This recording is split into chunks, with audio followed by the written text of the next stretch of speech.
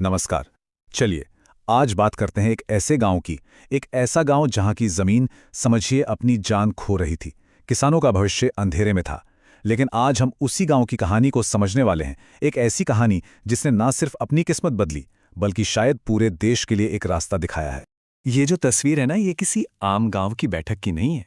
नहीं, ये वो एक लम्हा है, वो पल जब एक पूरे के पूरे समुदाय ने मिलकर एक फैसला लिया। और ये कोई छोटा मोटा फैसला नहीं था। ये एक ऐसा फैसला था जिसने उनकी जमीन, उनकी सेहत और हाँ, उनकी आने वाली पीढ़ियों के भविष्य को हमेशा हमेशा के लिए बदल दिया। तो क्या था वो ऐतिहासिक फैसला? वो फैसला था पूरी तरह से ऑर्गेनिक बनने का।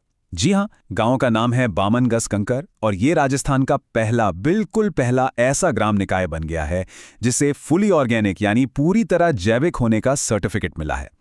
ये अपने आप में एक बहुत बहुत बड़ी बात। अच्छा, तो अब सवाल ये उठता है कि पूरी तरह से जैविक पंचायत का आखिर मतलब क्या होता है? देखिए, इसका मतलब सीधा सा है। इस पंचायत में जो 7 गांव आते हैं ना, उनकी जमीन पर अब एक बूंद भी, सुनिए, एक बूंद भी केमिकल वाले कीटनाशक या खाद का इस्तेमाल नहीं होता। सब कुछ, हर एक फसल एकदम कुदरती और सेहतमंद तरीके से उगाई जाती है। तो फिर यहां तक पहुंचने की नौबत ही क्यों आई? मतलब आखिर इस इतने बड़े बदलाव की जरूरत पड़ी ही क्यों? वो क्या परेशानियां थीं, क्या मुश्किलें थीं जिनसे ये पूरा समुदाय जूझ रहा था? देखिए, किसानों के लिए ना हालात सच में बहुत मुश्किल हो गए थे। एक तो जिस मिट्टी को वो मां समझते थे, वो केमिकल के इस्तेमाल से बेजान होती जा रही थी। दूसरा, जमीन के नीचे का पानी वो भी घटता जा रहा था। और सबसे बड़ी चिंता, लोगों की सेहत, उस पर बहुत बुरा असर पड़ रहा था। और इन सब के ऊपर से महंगी महंगी खाद और कीटनाशक खरीदने का जो बोझ था, वो उन्हें कर्ज में डुबो रहा था। मतलब साफ था, ये रास्ता ज्यादा दिन चलने वाला नहीं था। और इसी सोच को गांव के सरपंच गणेश सपानेह ने बहुत अच्छे से समझाया। उन्होंने कहा कि ये सिर्फ खेती बदलने की बात नहीं है, ये एक पूरा नजरिया बदलने की बात है। एक ऐसा नजरिया जहां खेती, जानवर और हमारा पर्यावरण, ये तीनों अलग अलग नहीं, बल्कि एक दूसरे का हाथ थामकर साथ साथ आगे बढ़ें। ठीक है, तो ये सब हुआ कैसे? क्या ये कोई सरकारी योजना थी जो ऊपर से लागू कर दी गई? नहीं, बिल्कुल नहीं। एक ऐसी कहानी है जो जमीन से शुरू हुई, गांव के लोगों से शुरू हुई, जिसमें हर एक इंसान ने मिलकर काम किया। तो इसकी शुरुआत हुई गांव की चौपालों से, जहां लोग साथ बैठे और अपनी परेशानियां एक दूसरे को बताईं। और वहीं से सोच में एक बहुत बड़ा बदलाव आया। लोगों को समझ आया कि सिर्फ ज्यादा फसल उगाना जरूरी नहीं है, बल्कि जमीन की सेहत बचाना उससे भी ज्यादा जरूरी है। फिर क्या था? उन्होंने नए नए ऑर्गेनिक तरीके सीखे, COFA जैसे संगठनों ने उनका साथ दिया और आखिरकार 2 जनवरी को सबने मिलकर कसम खाई कि अब केमिकल वाली खेती को हमेशा के लिए छोड़ देंगे। तो इतनी सारी मेहनत के बाद नतीजा क्या निकला? चलिए देखते हैं कि अब इस समुदाय को अपनी मेहनत का क्या फल मिल रहा है। और देखिए, बदलाव जमीन पर साफ साफ दिखने लगा। एक तरफ थी पुरानी केमिकल वाली खेती, जिसमें लागत ज्यादा थी, मिट्टी बेजान हो रही थी और सेहत को खतरा था।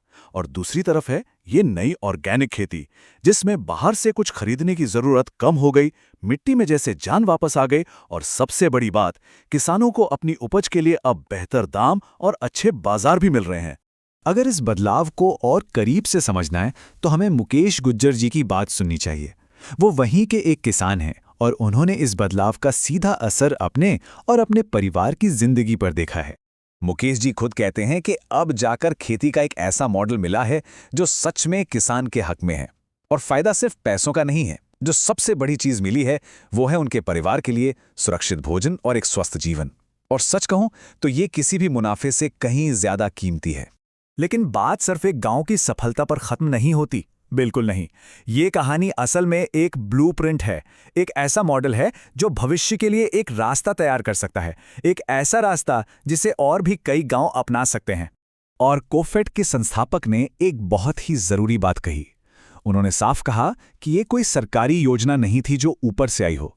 ये लोगों की अपनी कोशिश थी, उनकी अपनी पहल थी।